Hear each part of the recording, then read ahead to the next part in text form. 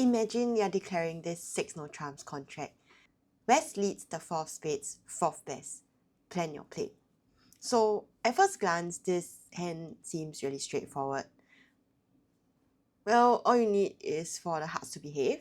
So that's breaking or, jack 4 card with West.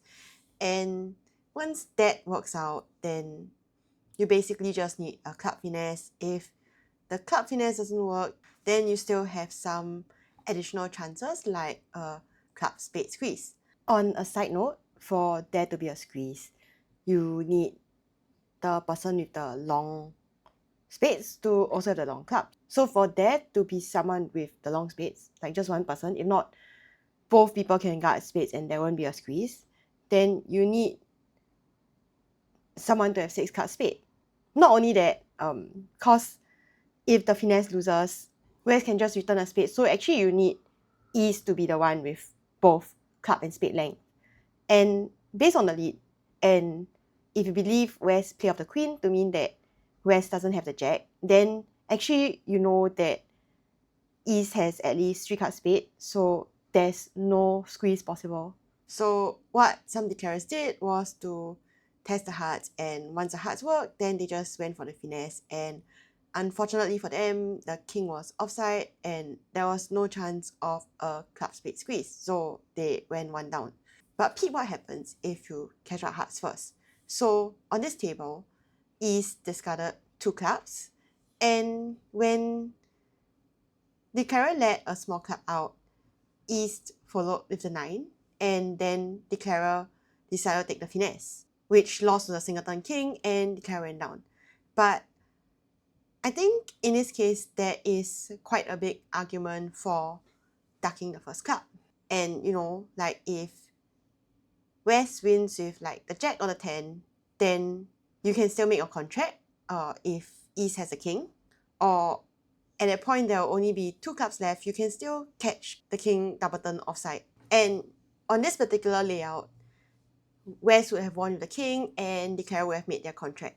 But let's say West won with like the jack or the 10, and declarer will have to guess whether East started with 4 or 5 clubs. In this case, I think personally I would have taken the finesse because East has longer clubs, so it's more likely to hold the king. Okay, so let's imagine another scenario where East pitched diamonds instead and you still have to guess the clubs. I think there is some argument for just ducking the first club. So I think the only time this really loses out is if West started with king double turn clubs, because well, after you duck the club, then West will have no choice but to bear their king of clubs, and you would take the finesse because that's kind of just a percentage play. So in imps, if you make slam versus going down, you earn 14 imps. Whereas if you go down 2 instead of going down 1, then you lose 2 imps. Okay, so if West started with king 3 card or more clubs, then I don't think West should bear the king of clubs at the end.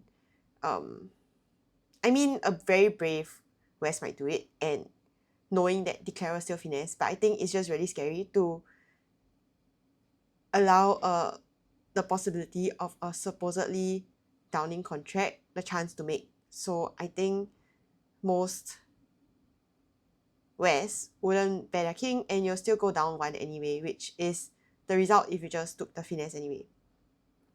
So in imps, if West started with king double turn, then you go down 2 instead of down 1, and that would be worth 2 imps as opposed to the 14 imps that you gain if West started with just singleton king of clubs. And the number of ways for West to have king double turn club is 5 ways compared to the 1 way where West has king singleton club.